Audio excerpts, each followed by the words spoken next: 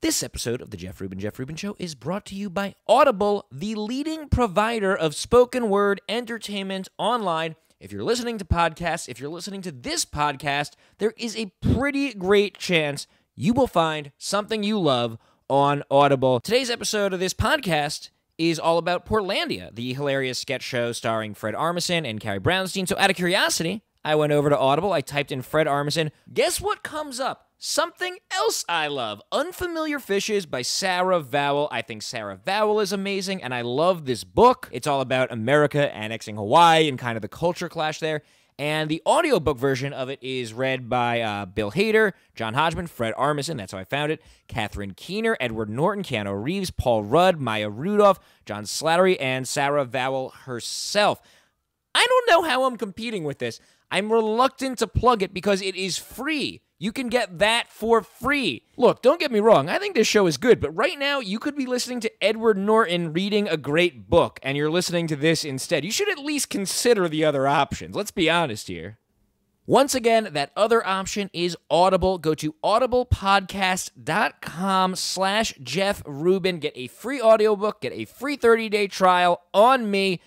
Please finish listening to this episode first. I think it's a pretty good one. Once again, that other option is Audible. Go to audiblepodcast.com/Jeff Rubin. Get a free audiobook, get a free 30-day trial on me. But please finish listening to this episode first, which we will start right now.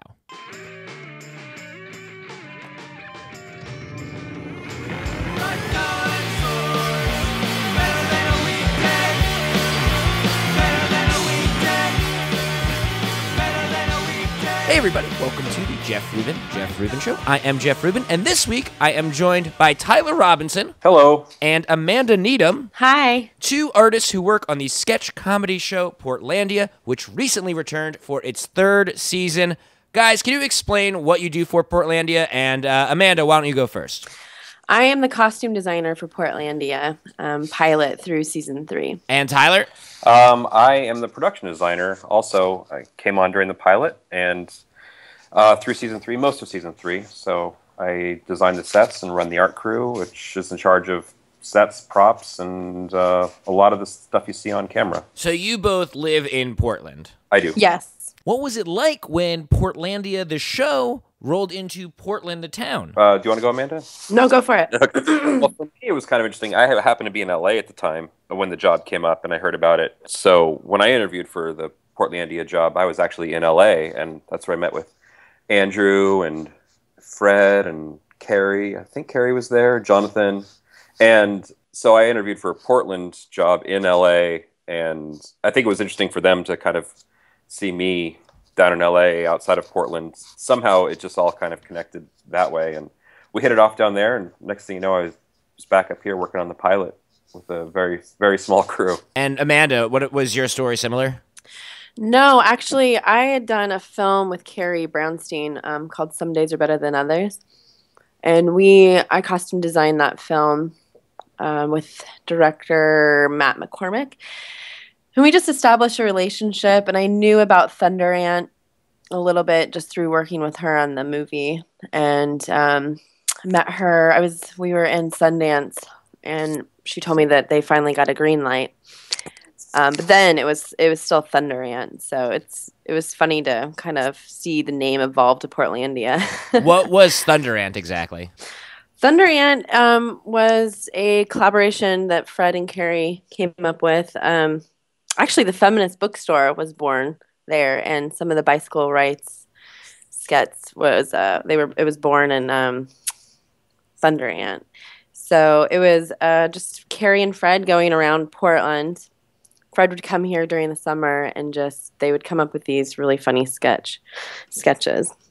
And IFC saw it and picked it up, and Portlandia happened. Was Portland always like the core of it, though? I can't really say for sure, because I think they actually might have done a few pieces in New York, but it was predominantly shot in Portland with the idea of Portland people and just the things that happen here. I think it started as sort of like this Portland theme where everything was kind of Portland based, but I think as it's moved on in the seasons that other cities have definitely identified with it, and they see themselves in it as well. I think it's gotten a little bit beyond just being sketches about Portland, but more about just, I don't want to use the term counterculture, but just alternatives. It's kind of hipster, but it's kind of just it's an anchor for all these interesting characters that at this point I feel like could be just about anywhere. But it's fun that it's Portland, and that I think kind of gives people from outside the area a chance to kind of fantasize about this weird place up in the Pacific Northwest that maybe is or isn't quite as extreme as some of the characters make it, but it's a fun fantasy, I think. It's hard to pin down exactly what it is, but you know it when you see it, and you see it a lot in Brooklyn. I live in Brooklyn, and I was at a bar last night, and they had a bunch of cocktails, and one of the cocktails, one of the ingredients was dandelion bitters. Oh, man. And I was like, that's a Portlandia thing, you know it when you see it. So this show, I want to know everything about the art on this show, because it is a sketch show, and you're not starting from nothing, because they do take place, all the sketches take place in one world, but so often on this show, you only meet these characters for a few minutes or even less. So the art has to give that character an instant background and an instant context. Like if you see the costume and then you see Fred and Carrie, you know exactly who that person is, and you think, oh, I've met someone like that. So take me through this process from your perspective. You show up day one, you don't have any idea what's going to happen this season. You don't know what needs to be done. Then what happens? Well, the first thing I'd say about that is that's day one. That's also day 40. Like, Totally. Every day you show up and you don't know what's happening. It's a sketch comedy show, and the scripts, if you can call them that, are written like that. I know Amanda and I are both used to seeing a script, which is like everything's written out for 120 pages. You got your dialogue, you've got a brief description of characters, you know what's going on, but we show up in a script as a couple of slug lines, maybe a couple of sentences at that, and you've shown up at a location that you've never seen before, and you're figuring out which characters are playing that day, and I'm sure Amanda's scrambling to, I wouldn't say scrambling, but positively scrambling. Positively scrambling to put Fred and Carrie and develop these characters through their costumes, and then we're working to kind of develop the world that they exist in as well, and it's every day is a positive scramble. My story about that, Tyler, is that in season 3 we were working at a farm, a very remote location with the mayor, and we'd been talking about Kyle's character and what he was gonna, what he was gonna be for this particular sketch. But it was pretty detailed, and we get out there in the middle of nowhere, and Jonathan said, no, I think he needs to look more Amish. And he points to Tyler, and he's like, kind of like this. And we had like zero reception out there, and I was texting Tyler, like, you got to give me your overalls. You just have to, so I need to strip your overalls off of you right now. This is what's happening. I'm really sorry. Yeah, that happens. Yeah. And it was great. And that was, I think about that day too, not just those overalls, but how set for you guys. What's that? That was a giant. It was a giant set that hadn't really been considered, and this is what I'm talking about, a slug line. Like, we built this really huge set, but in the script it was described as Mayor is at a teepee in the woods, and you have to figure out what that means. First of all, you got to figure out who wrote that. It could have been Fred, it could have been Carrie, it could have been Jonathan, or it could have been any one of the other writers that's been involved over the couple of seasons. And like, okay, when you say teepee, does this literally mean teepee, or you're thinking bigger than this? Like, yeah, no, it's more like a compound. Like, okay, so what does that mean exactly? And then for that set, it was like I was kind of going down one road in my head, but I remember talking to you, Amanda, and saying, like, what do you know about this? Like, how are you dressing these people? And once Amanda told me, like, the conversations that she and Jonathan had about the characters and what they wear, that helped inform me about what that set should look like. Because in my head, I was kind of going one direction, and then once she started talking like Amish, and I think Road Warrior was thrown around a little bit, it was like, oh, okay, so these characters need to exist in more of this type of environment. So we kind of changed gears and built a pretty large set in a matter of hours that kind of was inspired by the conversations that you guys had about what the wardrobe was. And in the end, that's one of my favorite sets of all 3 seasons, honestly. And yeah, the characters, it was magical. I remember just walking down there and just being completely shocked with what you guys put together in a short amount of time with the little bits of information you had, and Yeah. it was perfect. Yeah, thanks. And the characters that you built look great in that environment, and I got one of the best I don't know, comments later that night, and I think it really speaks to both you and I when I think it's at that point everybody's off shooting somewhere else, but I think Kyle and Fred and Carrie were just sitting around the campfire talking because we built a fire in the middle of the set, and I had never had much conversation with Kyle specifically. I know you have a lot more intimate contact with the talent than I do, but he kind of turned to me and was like, "This set's just amazing. Like, puts me in the headspace to kind of create the character that I need to be for this scene." And these sets that you guys create just help bring me to that spot, and it'd be really difficult to do what we do without that. So it was a nice comment. I always remember that set, and I remember how it's like probably my favorite of all time. Yeah, there's a lot of good ones. So you're working with the writers; they're helping you figure out exactly where these people should be and that kind of thing. I don't think so. I think it's more like you read the script, you think you've got it, and then you just cross-check that with Jonathan and maybe Fred or Carrie. I know who Fred and Carrie are, but who is Jonathan? Kreisel. Yeah, Jonathan Kreisel, the director. We have a lot of freedom, I think, if I could say. We'll have our initial meeting with them, and we'll get a lot of, ideas and bounce ideas off of, for characters and sets. At least this is my experience. And then there is really a lot of freedom to create these worlds. And, Fred, I think Fred's actually famous for coming in and saying, well, what I think that this character really needs is a certain prop. Wouldn't you say that, Tyler? Very true. And you just hope that you have it. But usually you go back to your ambulance and make some kind of magic happen, and he's always usually really happy with it. Do you just have an ambulance apparently just full of props? Well, I wouldn't say full of props, but yeah, I have an ambulance that's my work truck, and I have just kind of a little bit of everything that I think might come up. On a show like Portlandia, I feel like that could be anything. Like, how do you even begin to find, like, what is in that truck? It's mostly tools to create anything, or,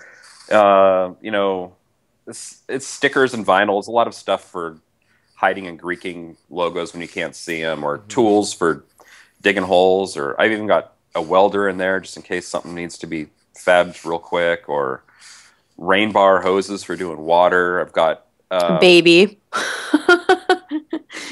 That crazy baby that has followed us around since season 1 is always in there, it feels like. I forget why that thing got created, but it's there. It's yeah. I think it was the dumpster diver, wasn't it? Probably. That was a fun one.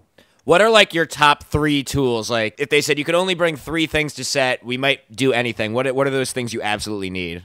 Leatherman, a roll of tape, and Google, I think. Good choice. And what about you, Amanda? What is the equivalent of your ambulance? I have a giant, it's a wardrobe truck that my partner and I created. It used to be a mobile store, and we rented out to Portlandia every season. And it has, hats, shoes, like so many clothes, so many accessories. Because a lot of these characters we do build on the fly, or we'll see them in an environment and, feel like they don't really make sense or could use some tweaking. So there's been so many times where I've ran back to that truck and just sat in there and thought, okay, there's got to be something in here. Let's do this. And usually it happens. And where do those clothes come from? Various places. There's a lot of thrift shops. I have a giant stock now with just the years that I've been costume designing. So I have a big stock. There's a lot of thrifting for these characters.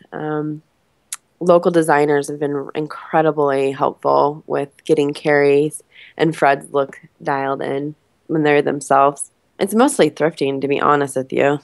I'm surprised to hear how quickly some of the characters come together. Because when I watch the show and I see someone, even when I see someone quickly, I feel like it feels like there's been a biography written for that person, and there's a whole history for them. Oh, well, there are a lot of characters that have been established.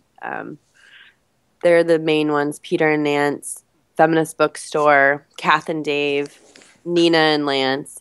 And those have taken time to cultivate and get their styles just right. But, Spike was very much done on the fly. Was a lot he? of the new characters. Yeah. Oh, wow. Spike is the character, like the male character that Carrie Brownstein plays? No, that's Lance. Oh, who's He's Spike? He's the bicycle rights guy. Yeah. But at least for wardrobe. So, like, how would you describe the style of the feminist bookstore owners? Oh my gosh. Frumpy. They feel like they definitely have like at least 12 cats. I can't figure out if they live together. Is that something where you Yeah, go to I a haven't feminist heard about bookstore? either. They keep developing too. Like you start It's finding like out. I just want them to be together or something. I don't know. I like the tension. I think that maybe they are, maybe they aren't. I just love finding out weird things like, oh wait, she has a son. Candace has a son who's totally normal. Or Candace is a pyromaniac. Are any of these costumes or any of this art based on real stores or real people? Oh my gosh. At least in my world, definitely. Yeah, mine too. I'm pretty famous for going around Portland and taking pictures of people for characters. Have you ever met anyone that recognized themselves on the show and were like, was I that person? And you had to tell them they were? I mean, yeah. Yeah. Definitely. That's amazing. Can you share any of the examples of that? We don't need anyone's like Facebook address or anything, but characters who were based on real people. Well, I mean, for example, Peter is loosely based off of, a lot of people in Portland, but my father-in-law definitely rocks the Peter look. And which one was Peter? Peter, it's a character that Fred plays. It's Peter and Nance. They're kind of like a hippie, free-spirited thinking, like more Eugene, Oregon than I think Portland, Oregon, but that's splitting hairs. But aging, like they were at Woodstock. They were, yeah.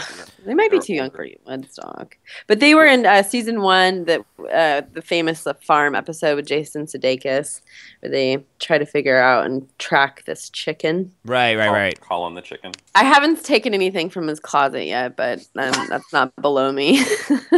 What about you, Tyler? Any props or stores that were based on real life places? It's almost like all of them because we do shoot in practical locations and everything happens so quickly that you generally have to embrace what actually is there and then just kind of supplement or push stuff around into camera's frame. So a lot of stores just kind of are themselves. I mean, even going back to season 1 with the Put a Bird on It episode, I mean, that was a real store. We had to switch out all of our own stuff so that we could break it, but it wasn't too far off from where we started in the end. The Jeff Goldblum stuff, well, there's one you haven't seen yet, but the Knot store. The What's Knot that? store. We've seen the Knot. We've seen the Knot store. We haven't seen the other one, but the Knot store one, that store, I mean, Paxton Gate's an amazing store, and it really looks like that. It really looks like that. It except in Paxton Gate's case, it's all like animals and taxidermy, and we just replace those with knots, and it basically is that store. So, yeah, it's all kind of the real deal. I mean, obviously, the feminist bookstore, we don't touch that. That place was established season 1, and it's exactly what it is. Like, we will add a few props that are specific to that scene, but I mean, that store is that store. So that's a real feminist bookstore. Oh yeah.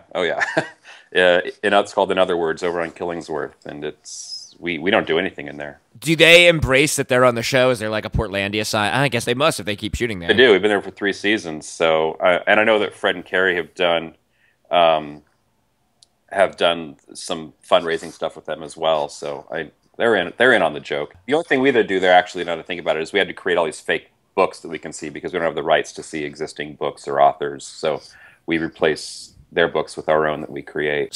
Maybe you should run a Portland tour of Portlandia shooting locations. Someone will.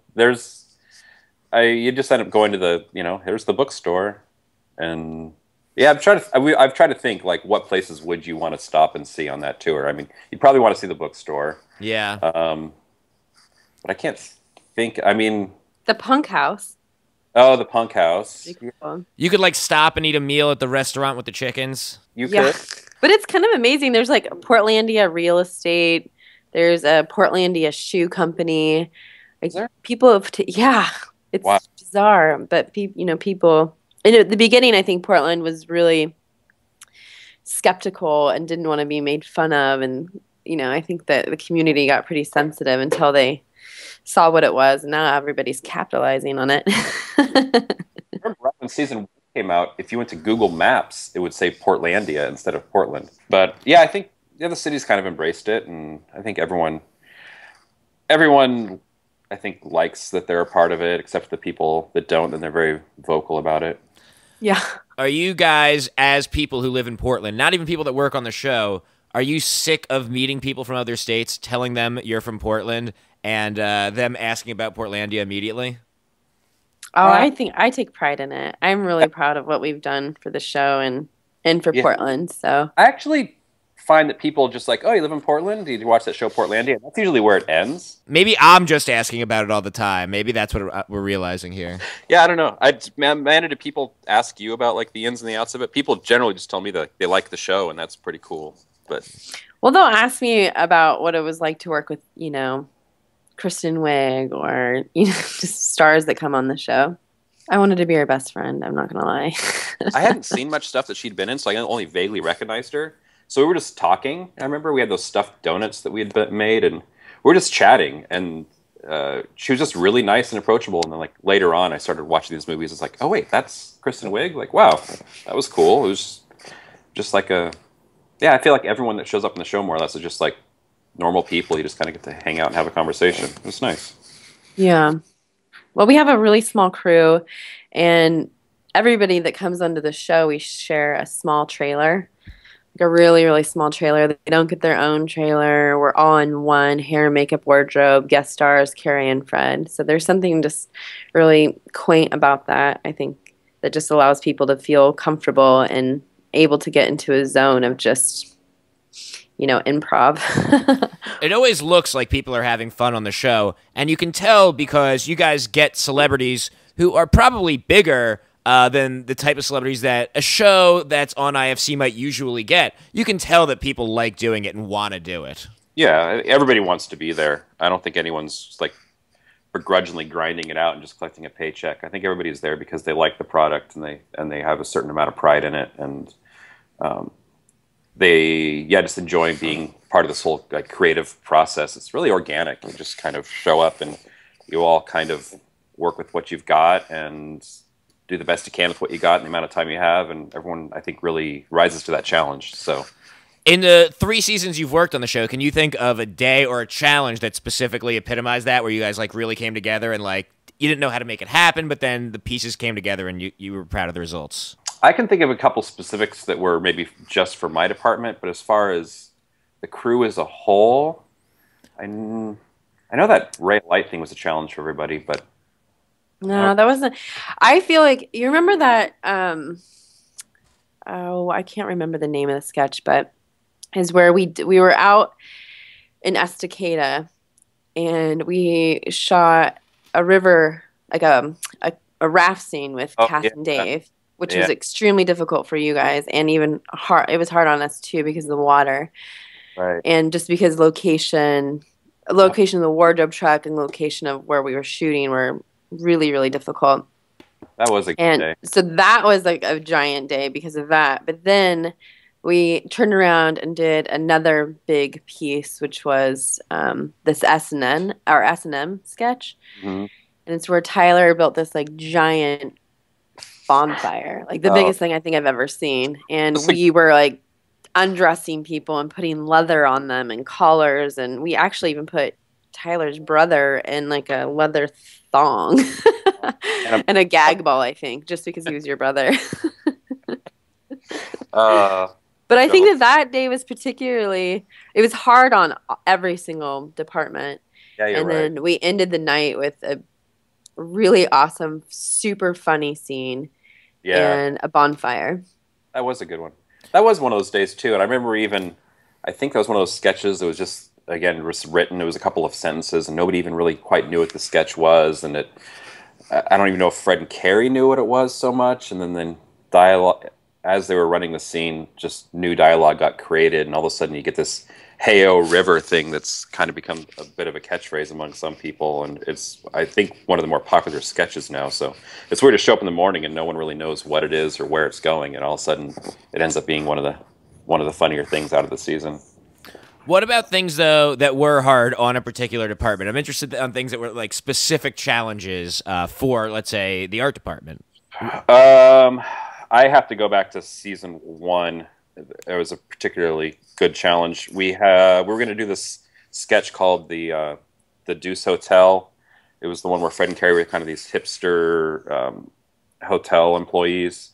And we were going to shoot at the Ace Hotel here in Portland, and then sort of at the last minute, there was a schedule conflict, and we weren't able to shoot there. So we had like 2 days or something to come up with an alternative to this kind of. It's already got an established look. If anyone's familiar with like these boutique-y Ace Hotels, they have a very specific kind of a look, and we needed to kind of find that or create that. And it ended up being a combination of both, but it involved having to, even get additional hands to go shop just to find the furniture to dress out this location we found, which was a empty room, sort of an empty library. All the shelves were there and there were books on the shelves, but that was it. So we had to bring in all this furniture and a reception desk and then kind of make it hipstery. And on top of it, like, they had to be able to thrash the hotel. So we had to be able to find furniture within our budget that fit the bill, but also could be destroyed. And we had a limited amount of time to do it. We had a limited budget. We had a limited crew. And then on top of it, we still had to do everything else we had to do for the show, which, every day you're running and gunning just to get today's stuff done. So we were doing that as well as trying to create this whole hotel. In the end, I love it. I think it's a beautiful looking set, but I remember that being a specifically interesting challenge. But yeah, in the end, it was really good. What about you, Amanda? What's the equivalent of that story for costumes? What was your Deuce Hotel? I think that maybe because I just erased my memory for season 1 and season 2, but I think season 3, we were towards the end of a season, and there were 2 scripts that were going to be TBD. Didn't know what it was, and a couple of days before, or maybe a week out, which only gave us a couple of days to prep, they came up with the concept for steampunks. And like a steampunk convention. Oh, man. And steampunks are incredibly detailed in their props, their costumes. Like, everything is lived in, built in.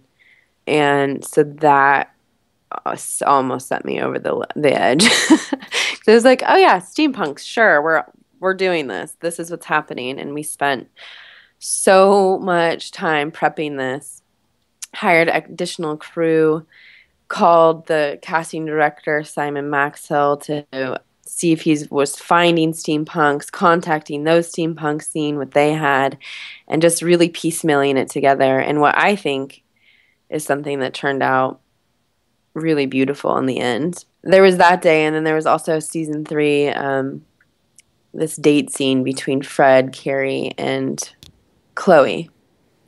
And we'd talked about it being kind of French, and, like the description, the adjectives used for the date scene were pretty minimal.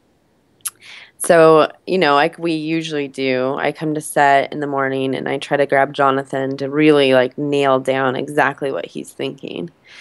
And I say, okay, this is what we have for this scene. And, I think he threw out something like, no, it needs to be abstract, like carnival, just something crazy. And I was like, oh yeah, great. It shoots in an hour. And I literally like grabbed my assistant, or my wardrobe supervisor, Monica Schmidt, and we raced all through Portland and just ended up grabbing like all these odds and ends all over the place and threw it together to make, I think, one of the best pieces we'll see in season 3 for costumes. Yeah, it's really beautiful. Really just I think it's really beautiful. So I think that the major thing for Portlandia in costumes and even art is to always have a sense of humor and to be incredibly flexible and to never take last minute changes personally. Yeah, that took a little bit of time.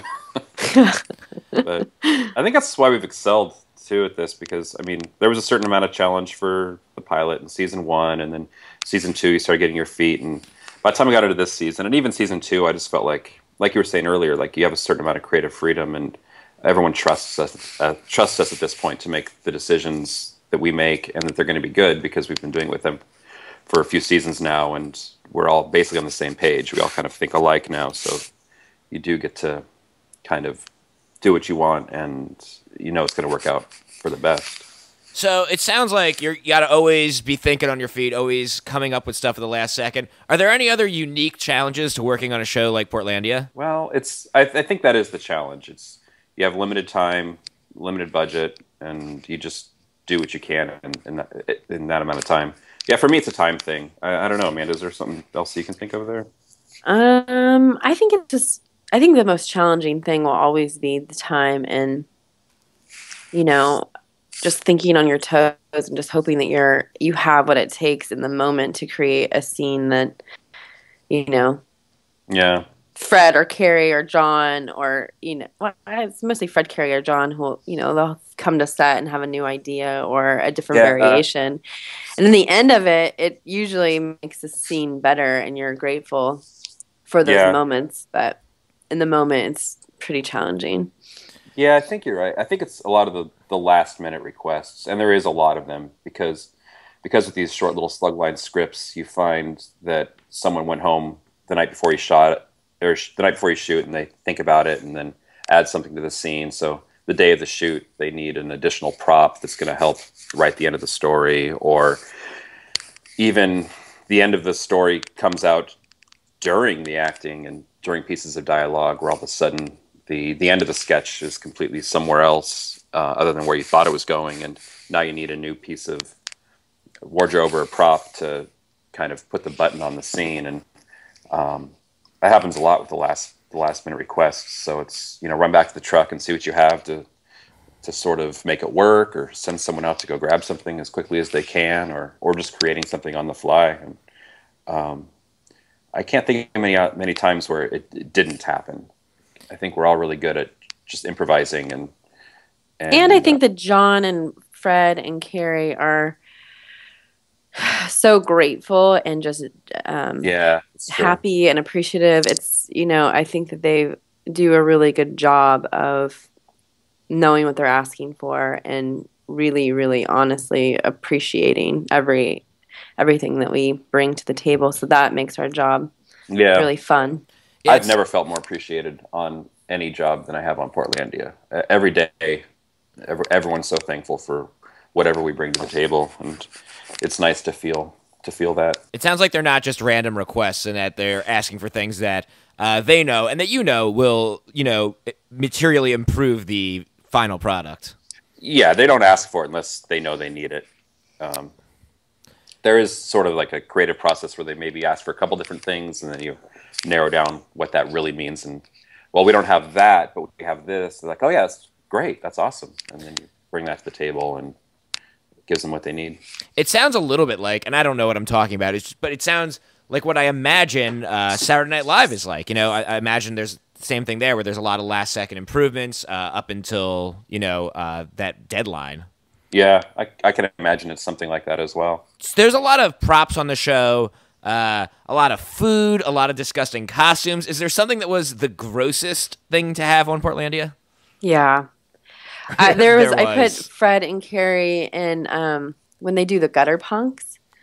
And that was all costumes I made by hand and, you know, really distressed. But I put them in the costumes. And Fred, did you just get these out of the dumpster? They were just so disgusting. Yeah. That, and then I think Jen put like the dread wig on Carrie or something, and yeah, I just thought I was gonna get lice just standing next to her. It was so gross. It was so gnarly. Yeah, I remember one that was really bad, and I felt kind of bad for it. But one of the interesting challenges for us is we'll dress a set because again we think the script's going a certain direction, so you give the actors props to interact with, and you dress the set with other items as well. But you find that in the moment when the improv starts happening, that they can and will grab anything and everything and start interacting with it.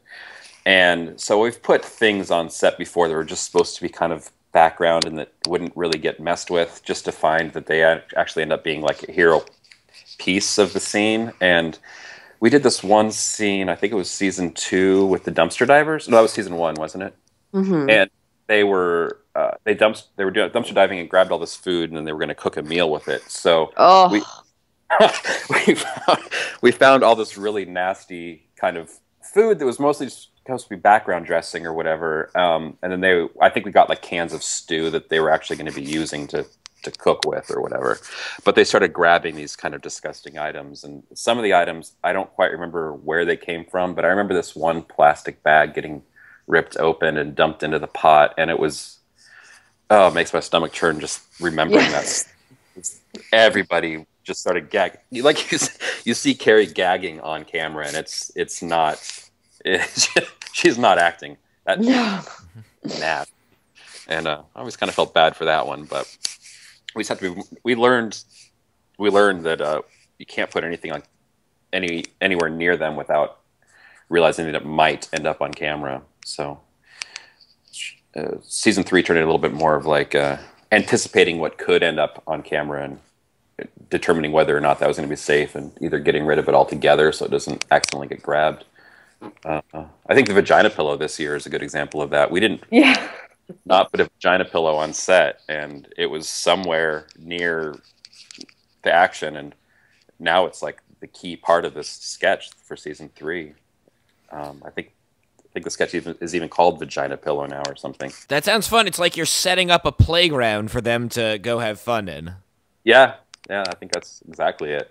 Is there something that stands out in your mind? A sketch maybe as like the most authentically Portland?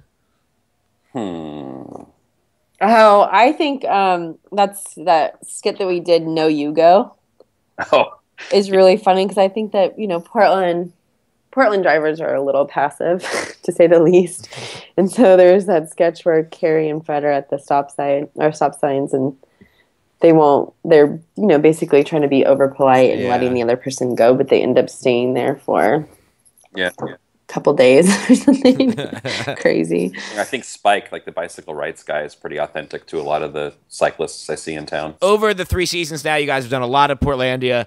Is there an absolute favorite costume that you have from the show, Amanda?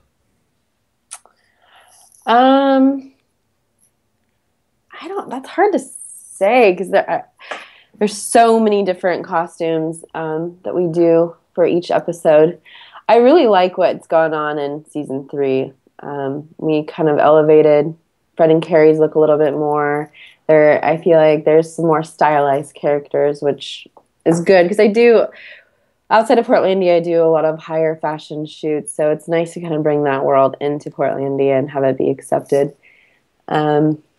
I honestly think that the date scene with Fred, Carrie, and Chloe is one of my favorites this year for all 3 of their costumes.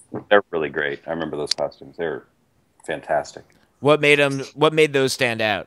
Just that it was just an interesting look for all of them. Carrie's in these really cute high-waisted marching pants, and Chloe's in this pretty intricate jacket, and Fred is just put together nicely. I don't know. I just think that all together aesthetically and in the location that we shot them in, it was beautiful. It reminded me of like a perfume ad or something. Just like this abstract perfume ad. Yeah, that's good. I really like, and I don't know if this is you, Amanda, or just Fred and Carrie, but I really like them just as Fred and Carrie sometimes too. Just Fred in his green jacket. Like, I think that just feels really authentic and genuine. And I don't know did you guys ever work on that for what those characters, the actual Fred and Carrie characters wear? Yeah, Fred for season 1 and 2 pilot life, he generally wears a uniform. So this season, I've kind of moving away from that a little bit. You'll see more pattern and different layers. I don't think we did his green jacket this year because I wanted to move away from. But Tyler liked the green jacket. Have like a little bit of a variety. What about you, Tyler? Is there something that you've done over the years that you're the most proud of, or in particularly proud of? There's a few I really like. I really like how the knot store turned out. I feel like the team really came together and just built all these beautiful knots and put them on display, and it just really looked. If there was a store that sold knots, I feel like that was really authentic. We talked about the Ace Hotel that we did. I really like how that turned out. There's some stuff I really liked from the French Village episode.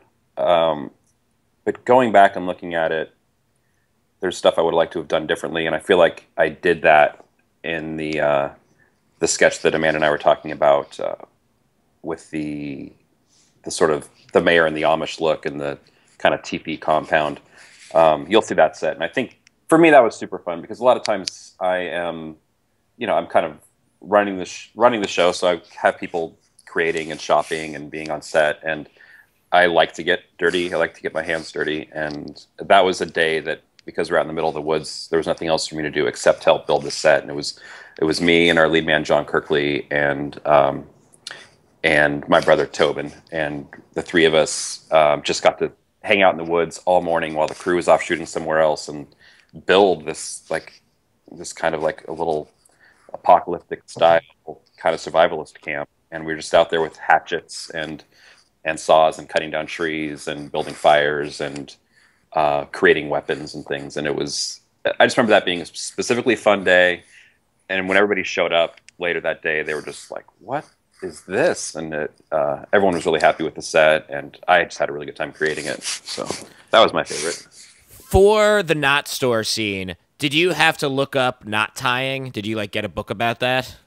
I'm sure we looked at it a little bit. How authentic are these knots? I was a Boy Scout, so I had a little bit of that in me, but we definitely did some research on some good knots, and I think we even found a guy that really knows knots and just paid him $20 to tie us a bunch of crazy looking knots. So I remember we really wanted a monkey fist, for example. It's this knot you can tie, so it's a hard little ball. And I remember I really wanted a monkey's fist, so we found somebody that could tie one of those for us. But yeah, we do our research. They're there, and it's a lot of those things coming together to create a full world, and that's very unique for a sketch show, and that's all because of your work, and it's really interesting hearing about it. Cool, thank you. Thank you.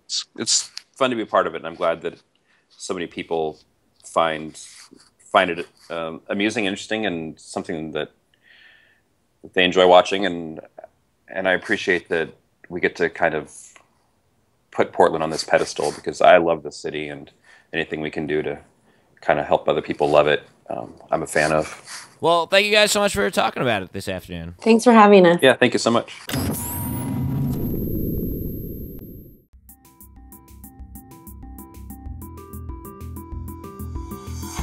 That is it for this week's Jeff Rubin Show. I do not have the preview for next week's episode ready, but I can tell you what it's going to be, or I can tell you one of two things it might be. It will either be the live Jeff Rubin Show that I already promised I was going to post this week, or it is going to be a conversation with Sean Howe, the author of Marvel Comics, The Untold Story. It's a book that's about 70 years of Marvel history. I'm not sure which one we'll be posting next week, but those are the next two episodes anyway. Since I don't have the preview ready, all right, get off my back, people. I don't have the preview ready. But instead, I am going to use this space to plug Bleep Bloop. Bleep Bloop is a series I do at College Humor with Patrick Castles, who has been on the show a million times. And basically, we invite our friends over, and we sit around, and we make fun of crappy video games. And it's kind of the most fun, and I'm really glad it's back. And there's already 2 episodes up, and you can watch those if you go to collegehumor.com/bleepbloop. We played The Bachelor, the video game for the Wii, which is based on The Bachelor, the reality show for the television. It was absolutely terrible, so go check that out. Those are going to be coming out every other Wednesday, and of course, the Jeff Rubin Show will continue to post on Tuesday. I will remind you about both of these things if you follow me on Twitter, where I am at Jeff Rubin Show, on my Facebook fan page, on Tumblr, where I am Jeff Rubin, jeffrubin.com, or on youtube.com/Jeff Rubin, Jeff Rubin. Thank you so much for listening. I'll talk to you guys more next week.